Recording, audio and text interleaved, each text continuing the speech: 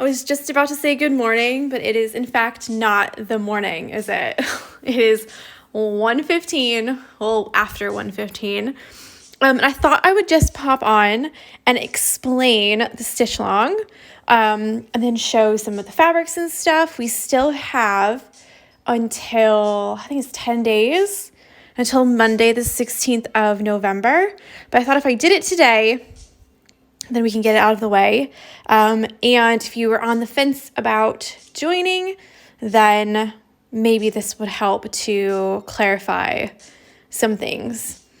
All right, so we'll just get started. Hi, everyone.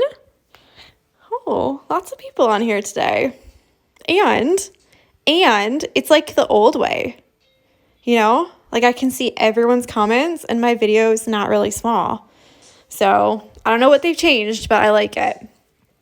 All right, so the first thing I want to say is that people are going to have different hoops, and that's because people will have chosen different sizes. People will have a banner. People will have no banner.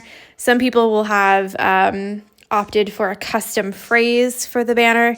So don't worry if people's hoops look different than yours, or you think that someone's done better than you or something like that. Like, that's not what we're here for. We're here to, like, you know, jazz each other up and be like, yes, girl, do it. Encourage each other, all that kind of stuff. So I really don't want to hear any, like, oh my gosh, his is so much better than mine. Like, I don't want, like, everyone's is great. So that's that. That's the first thing. Just really try your best. That's all that you can do. It's meant to be fun. It's meant to be like a good, fun time. So if you ever find yourself being like, oh, and I still have to do Stitchalong, then just skip it for that day. You know, it's meant to be, ooh, my watch has given a thing. It's meant to be like a fun, relaxing thing. And if you ever find yourself stressing out too much, then that's when you know you're going to need a break. Okay? So that's like the first part out of the way. So we'll just kind of go around the way here and show you all the different things. The first thing is the pattern. So the pattern there's 6 different patterns. 3 of them are the same and the other 3 are the same. The first one is a 7-inch hoop like this. So you can kind of see how big it is and how small you'll need your letters for the banner.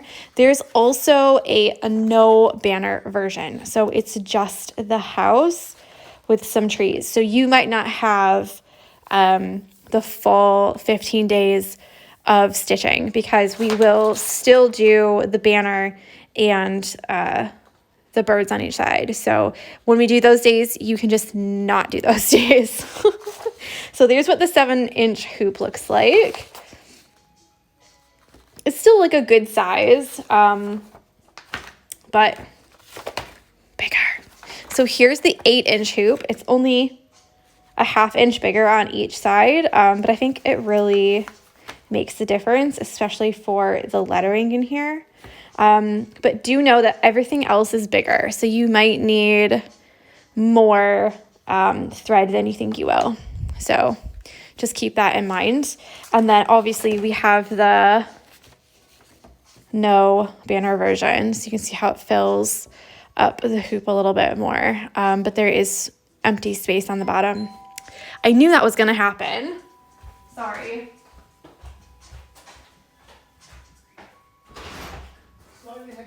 Oh, thank you.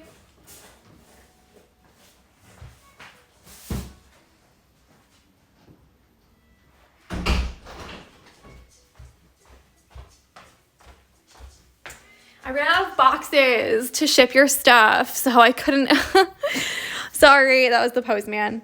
So here's the 8-inch hoop.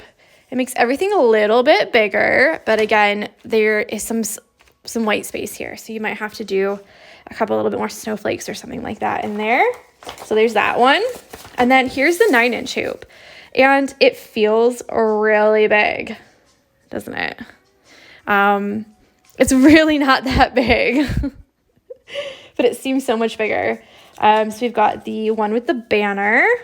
so you can see how big each of the letters are. And then we have the one with no banner. You can see how big it makes everything else. So choose one that's best for you. There's not going to be a big difference between the 8 and 9 inch, but there might be a big difference between the 7 and 9 inch. So if you are choosing a 7-inch hoop, you might want to do 1 less strands or 2 less strands. You might have to try and see what would work out best for you for that. So I haven't decided which one I'm going to do yet, but for the tutorial for today, I'm going to use the 7-inch hoop. I just feel like that would look nice. So there's that. The next one is needles. I think most of you know the pattern comes with all the sizes for the patterns. If you have a custom pattern, I will size it for 7, 8, and 9. And excuse me. And you'll just get a file to your email that's sized with your phrase for the 7, 8, 9 inch hoop. Yeah. But in your packet that you've downloaded from Etsy, that's literally what I've just done. I've just printed it out. So you get all 6 in there. So needles, I think most of you know that I use an antique needle. It's a little bit shorter than some of the DMC needles that you can find, like the 1 to 5 pack. If we can just put it next to it. Yeah, it's like quite a bit shorter than some of the other ones, but I quite like it. I haven't found any that are like this from any shop. So I'm going to have to have a look. I also like to use the one that's just one smaller. So the shaft of the needle is thinner. Can you tell? That one and that one. I have to do my nails as well, so sorry about that. So this one I'll use for like 2 or 3 strands, and this is what I normally use for all 6 strands or 4 strands or 3 strands. You do not need to have a lot of different needles. That's just something that I quite like. And then over here I have for 1 strand, this one is a blunt needle, so it's not sharp, but we won't need it for this pattern. And this is just a big one. Sometimes I use it to like point things out and everything. So if you don't have a needle minder, I do have a needle minder, but Jessie is just, she comes and nudges everything. So I find if I just put them all on a piece of fabric like this, it keeps them all in line. Yeah, and that's what I normally use to hold the ones, because I use the same one forever. I've had it for 2 years now, so I keep mine like that. If you don't have any needles at all, I strongly suggest getting the DMC 1 to 5 pack. These ones are darning needles, so they're a little bit thicker, and the eye is much bigger. But these are the embroidery ones. They look like this. The 2 big ones I've actually given a friend. But they look like that. So it's a really good pack to start out with, because you can see which one that you like best. So there's that.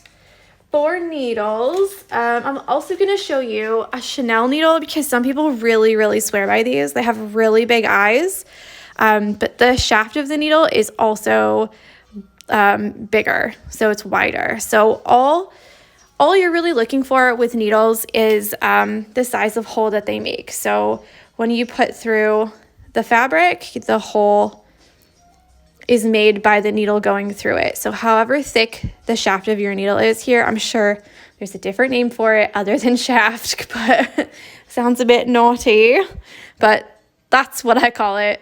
Yeah, that's how big the hole is going to be. So if you can see that, that's how big that hole is. And then this one here will make a smaller hole right next to it. And you can't tell so much, but the bigger the hole, the easier it's going to be for you to put more strands through.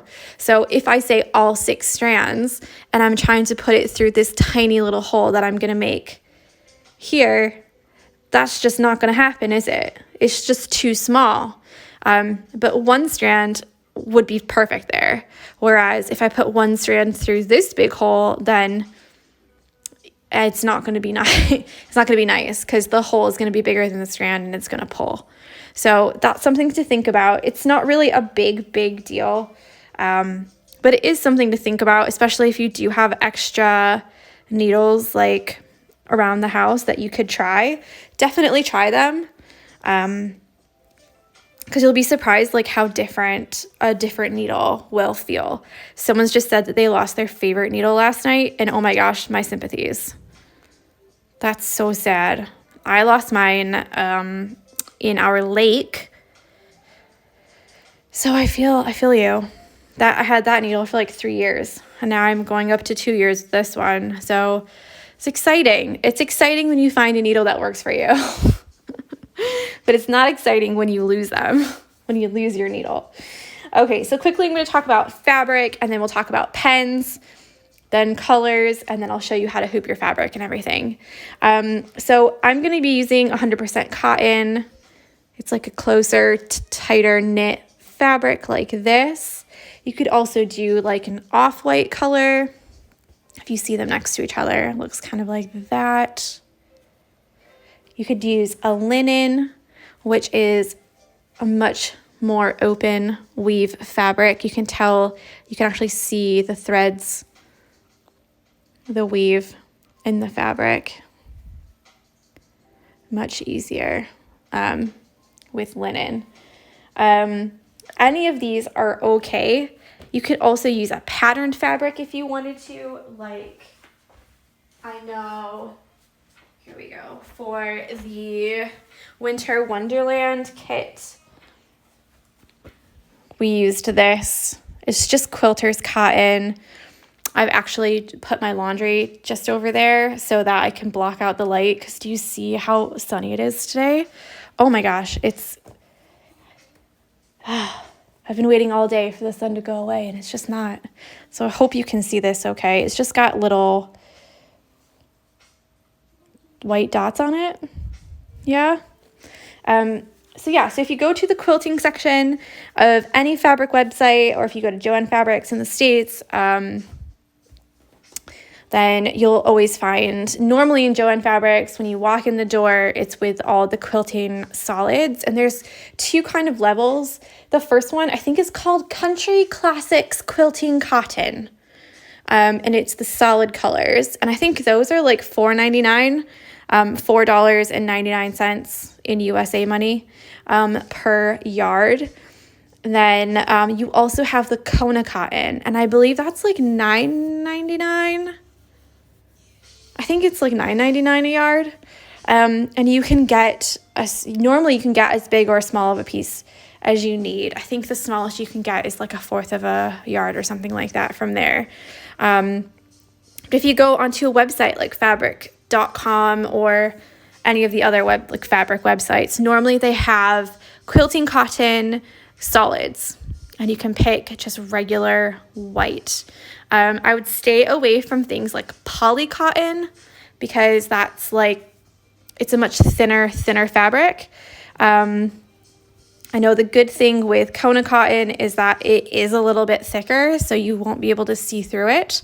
So there's a pro and a con to each, but any kind of regular 100% cotton, it can have a pattern, it can have no pattern, is all fine. If you choose linen is normally really expensive. I know this linen from Barry's Fabrics here in Birmingham, I think this was $12.99, so £12.99 for a meter, which is just about a yard. They're almost the same. At least I've found them to be almost the same.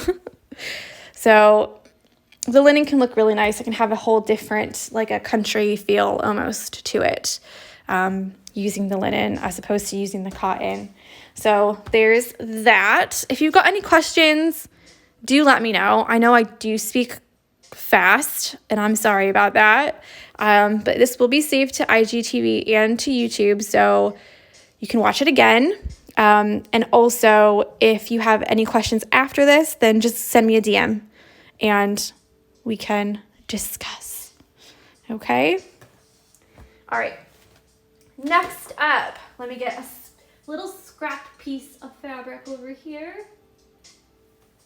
Got tons of these because it's the last bit.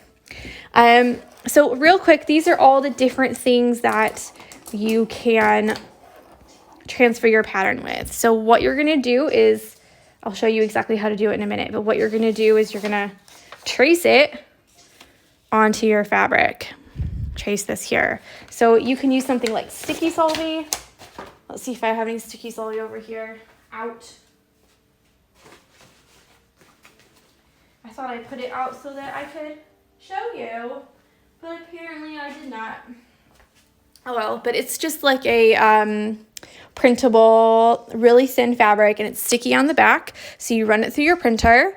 It prints the pattern on there. I would definitely recommend printing at like a really low opacity, so it's not black like this, because sometimes after you wash the sticky solvy off, you can find the black has like rubbed off on some of your threads or on your fabric, and we really don't want that to happen. So make sure that you can print it in like grayscale, like really light gray. I'm just searching around the room because I feel like I can't remember where I put it. That's okay. I can always show it to you later in my story, so that'll be fine. So there's always one option, especially if you have a printer. If you don't have a printer, that's fine. I'll show you a way to do it without a printer as well. So the first way is to just use a pencil. So let me just zoom in a little bit. Hopefully it'll be okay. The first one's just a regular pencil. And of course it's like not very sharp, but it just marks on the fabric like normal. The pro of a pencil is that everybody has pencils. So it's not really like hard to come by. They're not very expensive. You can steal one from your kid if you have kids. But the con is that if you make a mark that you don't want on there anymore, you cannot just erase it. It's really hard to erase off of the fabric. So you have to be a little bit mindful of that. So you might have to stitch on the other side of the line. So if you're doing your stitches this way, make sure you cover up that whole line. So some people swear by just using a pencil. Some people are like, no way, Jose. So that's up to you. The second way is if you're using a dark fabric, you can use something like a jelly roll pen. I don't have any dark fabric close to me. Not very prepared, but it's just like any other regular pen, and the pros and cons are pretty much the same. The pro is that you can see on, here we go, you can see on the dark fabric, and the con is that you can still see some of the lines because you can't wash it off. So like here, I didn't stitch on the other side of the line on that flower right there. So you can still see some of the marks. This is a nice gray linen. And you can tell, you can see right through it. But it's really great for dark fabrics like that. The third way is this disappearing ink pen. So this is great if this is like 4 years old. If you have a pattern that you are going to stitch right away, because this ink will just disappear. So you don't have to wash it, you don't have to erase it, you don't have to hair dry it, it will just disappear. Obviously the con is that we're going to work on this for 3 weeks. So after the first week, your pattern's probably going to be gone. So you're going to have to reapply and reapply. They're quite inexpensive though. They're not super expensive, so you could always like buy a couple. The third way is the Carrying Water Erasable Pen. It's like this.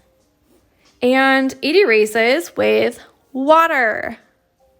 Now with these pens here, you do have to submerge your project in water. So I would suggest taking it out of the hoop when you're all done, taking it completely out of the hoop so you just have a piece of fabric like this, and then submerging it with cold water, not warm water, cold water. Now, some colors like black, like red, they're really, really notorious for bleeding. And that means that the color from the threads will actually seep out into other threads or onto your fabric. So we really don't want that to happen. I tend to stay away from any kind of water things because it's done me dirty one too many times. We'll just say that. But these, they do work well though, as long as you don't have too much red like that. And that will be a personal choice, you know, for you, what color that you use. So here you go. Easily and quickly removed by plain water. Test on a piece of cloth, obviously. It does erase nicely. Let me see if I have any.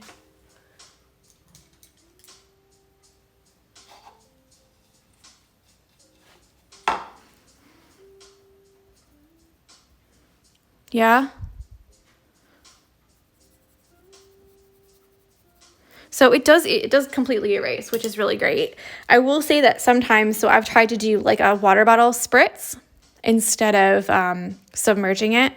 And what will happen is you can see like where I've got it wet. Sometimes the blue color will just be pushed to the outer lines and make almost like a watermark on there.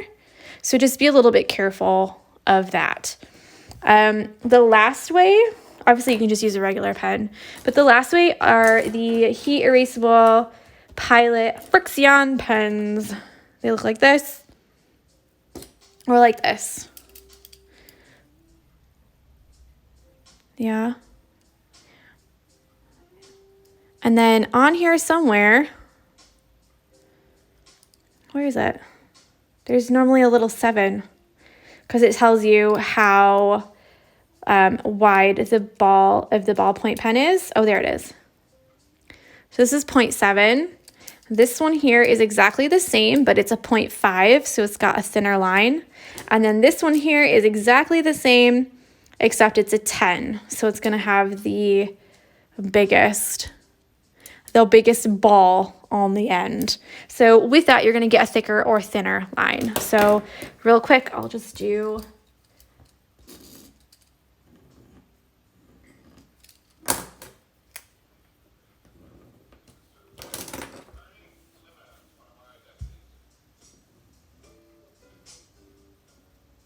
what is that? Oh, it's bark.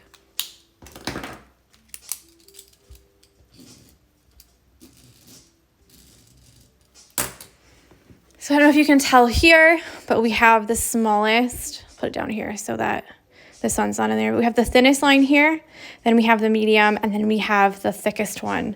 Any of them are fine. It's really like a personal preference, which one that you like the best. I would say if you have a close woven fabric, like regular cotton, you could definitely get away with any of them. If you have a more open woven fabric, like linen, I would choose the 0.7 or the 0.10 because this is so fine that it gets caught up in the actual weft and warp and weft of the woven part of your fabric. So sometimes that is a bit of a challenge. So here on the back, a new pattern coming soon.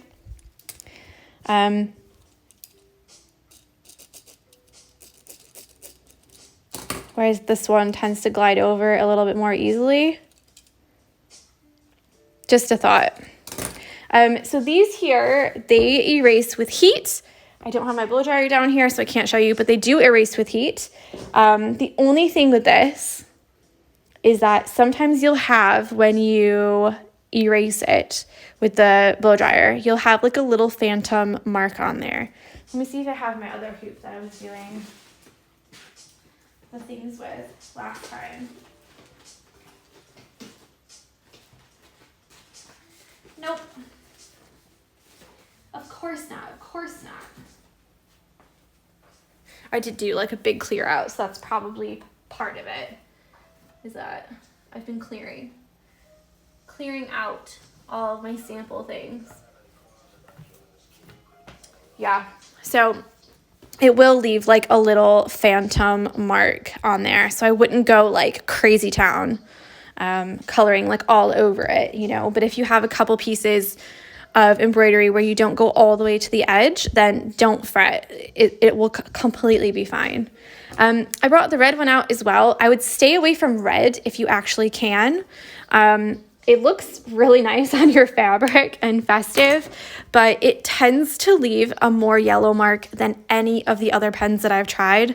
Yellow and orange, red, orange, and pink seemed to make the most yellow marks. And I'm not sure if that's just because of like the yellow in the, like, because it's a warm color or something. I have no idea. I was trying to think of like any reason why these would be more yellow than these ones. But I've noticed that a lot, and especially if you leave it on there for a while. So ours is going to be on there for 3 weeks at least. So you really don't want one that's going to make that mark. Actually, I have it in my book where I put my book in the, I blow dried it and then I put it in the fridge, because if you put it in the cold, then all of your stuff will come back. So there you go. See? So I've blow dried it off and then I put it back in the freezer, and then some of it has come back. So that's exciting. Oh dear. So there's the pen chat. They're not cheap, but they're also not expensive. They're I think you can get a pack of 3 at Sainsbury's for £7, but you can also find them on at Sainsbury's on sale a lot for £5. So it's 3 colors for £5. You get a blue, a red, and a black. Friction now has markers that I also love. I haven't tried the markers yet, but Idana says that she loves them, so that's amazing. I know someone else said that they had the felt tip ones, and they really liked the felt tip friction markers, but I haven't tried them. I've just got these ones. So there's the pen chat. That's it. We'll go over to hoops. So there's a couple different kinds of hoops that you can get. The first one is the plastic kind. So it's the exact same concept. It's just plastic. And you've got the little hardware on the top. So you might need to put a screwdriver in there and tighten it. So that's always useful. Sometimes you can get them really tight like that. This one here, this is the kind that I've found the most frequently recently. So it's got a little hardware on this side, and then it's got one on this side. So I tend to use a pair of little pliers like this. You don't need to, it's just that it saves my fingers. And then you can undo it like this or do it like that. Obviously, they have the 2 hoops just like the plastic ones.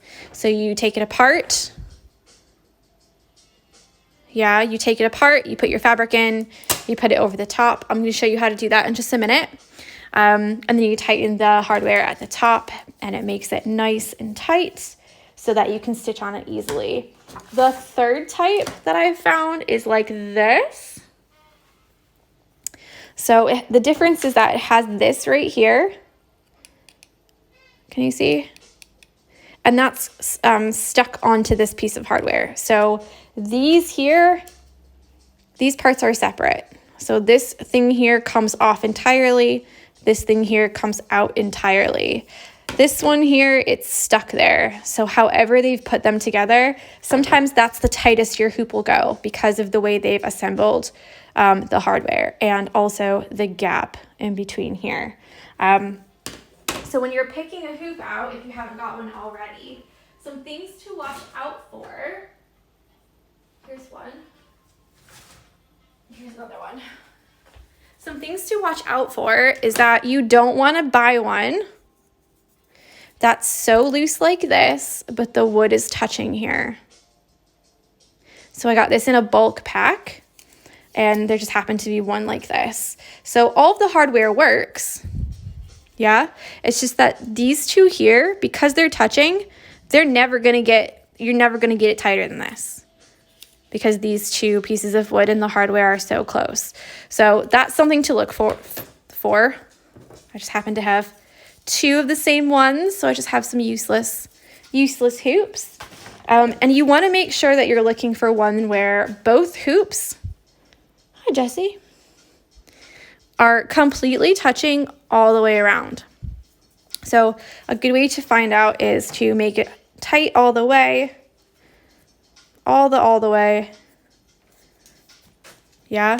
And then see if you find any gaps. Now, if you already have one and you find that there is a gap, you can always put some masking tape. See how you can see through there? Right there. You can always put some masking tape just in this section, so mark it out on your hoop where you find the gap.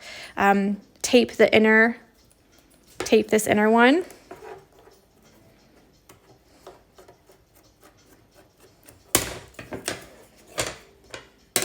Just wherever that gap was, just wrap it with tape, or you can wrap the inside with strips of fabric.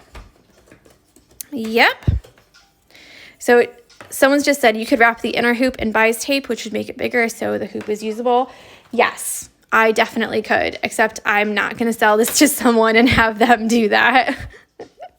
So for right now, it's unusable to me. So what she's saying is that you could take this all apart and wrap this here completely all the way around in bias tape, or you could use just scraps of fabric, one long scrap of fabric, or you could use masking tape just to make this ring here bigger, which would then make this here bigger, and therefore I would be able to use it.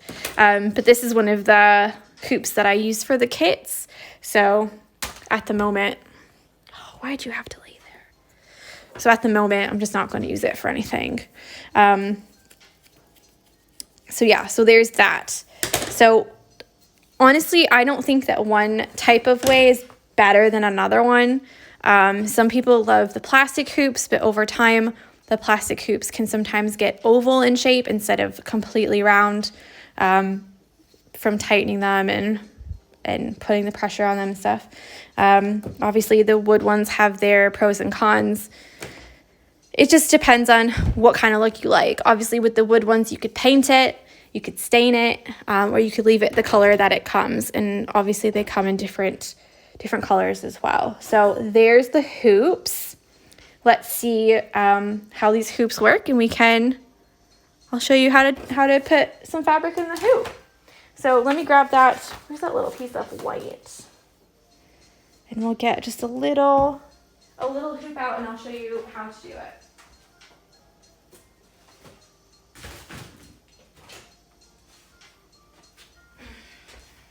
You're fine, Jessie.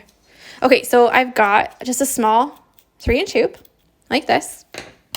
And what you're going to do is take I'll zoom in so you can see too. Now, you're going to do this with whichever size hoop that you choose, okay? I just don't have the fabric cut and everything like that to do the real one. So I'm just going to show you how to do it on a smaller one. So what you're going to do is take them apart. So if you choose the 8-inch hoop, use your 8-inch hoop. If the 9, do the 9. If the 7, do the 7. Again, this is only a sample. Okay, and you're going to put it on like that. Sorry. I tend to like about that much space around the entire outside. So you don't want to put it like this because there's less space at the top than there is at the bottom. You want to try and get it centered as much as you can. And you're going to put the other one on top. Yeah. And then tighten it a little bit. And then you're going to pull the fabric to hear my fingers just crack all the way around. Okay. I tend to use the hoop against my stomach here like this so I can really get it tight. And we're not done yet. You're then going to tighten the hardware again That's this at the top. And then pull the fabric again. So pull the fabric again. And what you're looking for is you're looking for a nice drum-like sound when you tap it. You can also run your finger all the way around the outside and make sure that there's no dips. So what might happen is that you think that your hoop is tight, but if you have a situation like here, where there's a gap in your hoop, that it might be the case that it looks tight and you still have a drum sound in the middle, but actually along the edge, your finger goes down. So over here, I have one of those. Where was it? Up here at the top. So as you can see, my finger goes down there, and you can see it makes it not tight. So even though this is as tight as it can go, and this up here, I've put it literally as tight as I can make it, I still have that gap. So I will need to wrap this part of my hoop here because of that. So you want to make sure it's all nice and tight. And then when you're all finished, I like to cut around in a circle the extra fabric.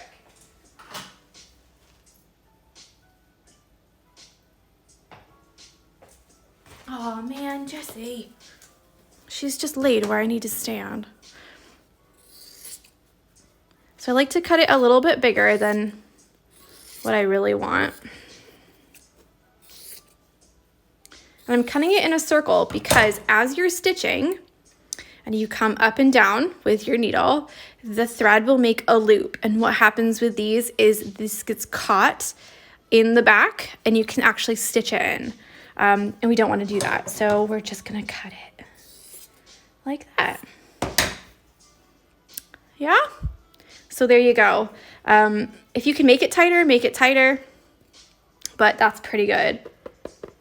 And you've got that nice drum-like sound. All of that can go. Jessie. There you go. Yeah, you lay over there. She comes a lot, okay? I'm sorry. She comes and she wants to be part of the show. So apologies. So after you've got your fabric in your hoop, you're ready to transfer your pattern onto your hoop. There's a couple ways that you can do that as well. So I'm just going to zoom through them all real quick so that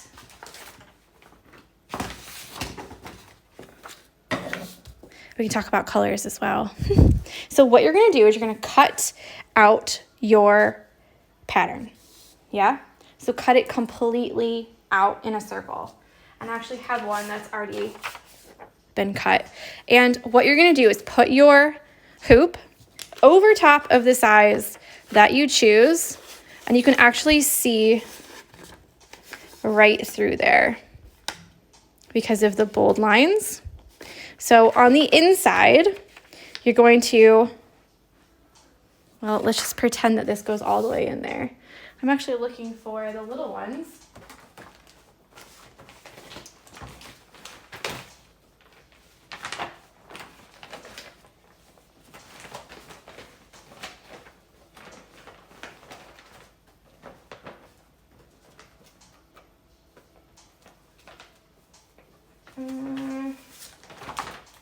Let's see if I have any small, oh, here we go. Okay, so obviously the lines are not as crisp as they are here, but what you're gonna do is line it up like this, behind, okay? And then you can use blue tack just on the edges. And you're gonna make sure that's pushed up against the wood and down onto the paper. Like that. And you can see right through to trace your pattern. So there's one way. The other way is you can put the pattern on a window or on just your table like this.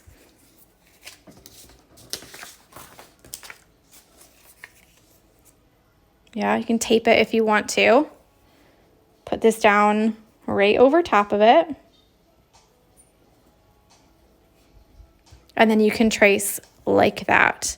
The pro to doing it this way is that I tend to hold my hoops like this with my fingers wrapped like that around the back.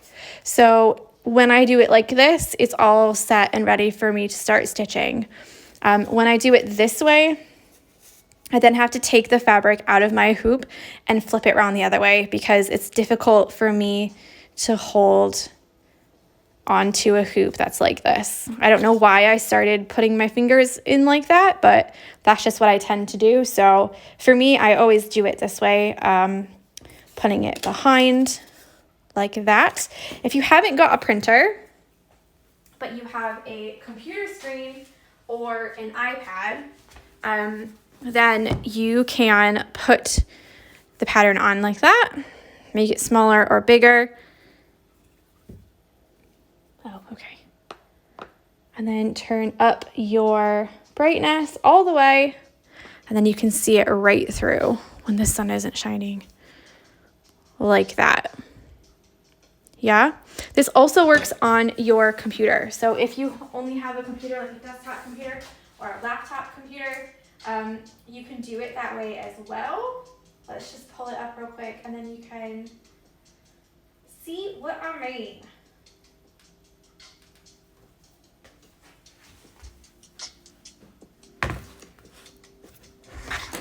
This is my iPad laptop. Yeah. So this is what it looks like when you open it. You can go to zoom out, make it smaller if you want to, obviously. Make sure the brightness is all the way up and put that right over there. What are you doing? To trace it. Can you see? Maybe not. Maybe you can't see very well. Or you can make it bigger and you can trace it that way. Yeah. I obviously wouldn't push too hard if you've got a laptop or for your desktop, just to make sure that you don't damage the screen. But in a pinch, it does work. So there is that.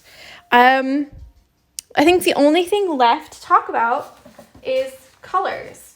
So I always say just use the colors that you like the best, and have a look at the pattern and see what things that you might need. So obviously we need a color for each of the trees. You can simply put some colors on there and see if you like them, or see if any of them need to be changed, or if you can use one more than once in different areas. So maybe you can use this color green over here and then this color green up there, especially like if you're on a budget and you can't buy like 57 different colors, because that's definitely me and me when I was starting out as well. So if you can't afford like a ton, then just get your favorite ones, because you'll definitely be able to use them that way.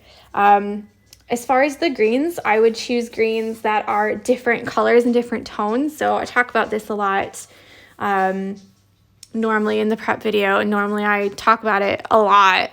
And that's because I used to be an art teacher, so I'm very into like color theory and choosing like a nice wide variety of things. So just really quickly, you have like a regular green, which is like equal parts blue and green. And then you have ones that are more blue or more yellow, equal parts blue and yellow, not blue and green. So I would say something like this one has more yellow. Yeah, you can tell that it like airs on the side of yellow. And something like this one has more blue. So you have still a green, but this one has more blue in it. This one's more equal. And then this one here has more yellow. So, goodness gracious. From then, you can have darker or lighter colors of the same thing.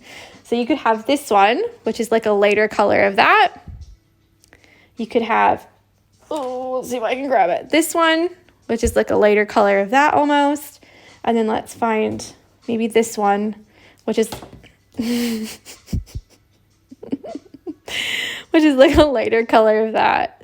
And then you can have darker colors as well. So even like this one being the darker, this one being the darker, this one here being the darker.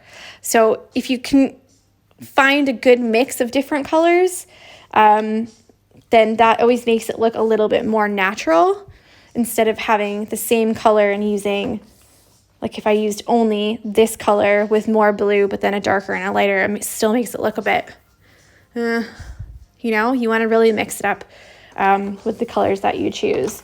You'll also need a brown for the tree trunks. You could also use black. You could also use white. You could use gray if you wanted. It's your hoop. Use the colors that you love. Okay, there's no wrong way to do this. Like honestly, 100%, there's no wrong way. So there's kind of the greens. You'll also need a color for your house, a color for the door. You'll need black for the writing or even like a gray for the writing. You'll need some colors for this little walkway. If you want to make it like a brick walkway, you could do like a dark red or a brown. That would look nice. You could do a tan if you wanted. Then we've got the little birds on the side. Mine are going to be probably a gray, like a light gray. I've also pulled and put on the list that if you wanted to, you could use these étoile threads, which means star in French. And they are just simply the regular colors, but instead of being really, really, really metallic, like metallic thread is, they just have like a hint of sparkle in them. So you can see, especially on this one, really well. They just have that like little hint of sparkle. They're quite nice. And I've been dying to use these. My parents bought them for my birthday, not last year, but the year before. And I've just been dying to use them for something. So they make a bunch of colors. They're not particularly cheap, but they're quite fun to use. So if you have some of these or if you want to order one, I would plan where you put it first and then use it. What other colors will you need? If you want to do some little stars or snowflakes, you could do white. Even white on white, as in white thread on white fabric, can be really effective. So please don't stress out about colors. Please don't think, I don't know, I'm not good at colors. Honestly, the best thing I can say, like the easiest thing to do, is to take out some crayons or some markers and color it. Just print one out, color it in. Then you can really see, do I want my house to be red? Do I want my house to be blue? If you have an iPad, you can always drag and drop colors and see if you like those. Let's see here. Of course, I have the light on, so there's going to be a circle on there. But you can take, say you want a red house and you want it to be like a darker red color. Wrong layer. You can see, do I like red? Maybe not. Do you want dark blue? You can make it dark blue. So yeah, if you've got an iPad, then it's a little bit easier to really have a look and try and see, you know, which ones you like, which ones you don't like. You could do tan or like a brown. And it all depends on what color fabric you have too. So if I chose that linen fabric that I showed you before, this one, I'm obviously not going to choose a tan house because it's just going to all blend in together, you know? So you want to choose colors that are going to pop off your fabric, but also, you know, you're going to look at it You're going to be the one looking at it, not me. So, I mean, it's very easy for me to say, oh, and we're going to use this color for this. But at the same time, it's not me who has to look at it in their house, you know? So choose the ones that you like. And that's it. Got tickle in my throat. So I think that's it. I think that's it for me. I think I'm going to go for a minty green house, maybe, with a pink door and pink windows around. If you want to do a bow on yours, because we're going to do a wreath at the top. If you want to do a bow up there, you might need a red. But make it easy for you. Choose the colors that you like the best and forget about the other ones. I will say that obviously if you choose a bigger hoop, you're gonna need more thread. So if you do choose the 9-inch hoop,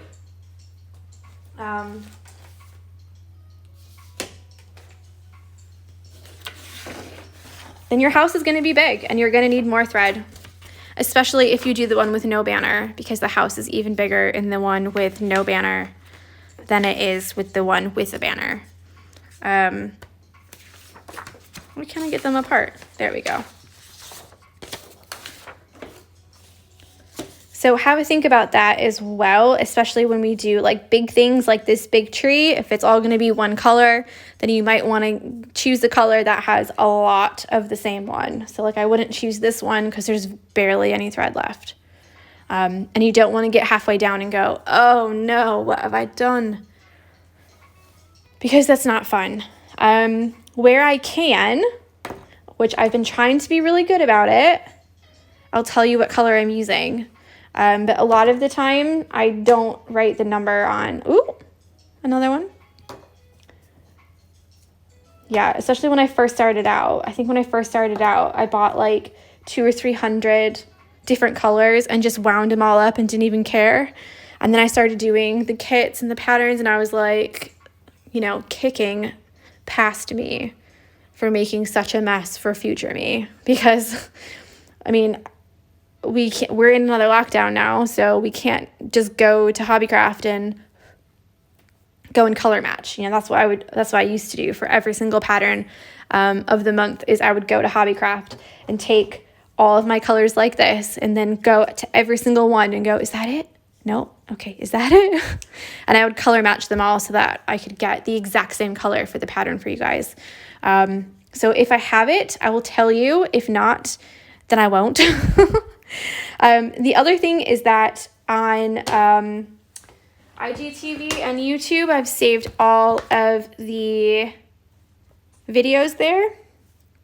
And if you go to YouTube, you'll see at the bottom of every video, let's see here, Sea Life Stitchalong. Oh, that's the prep video.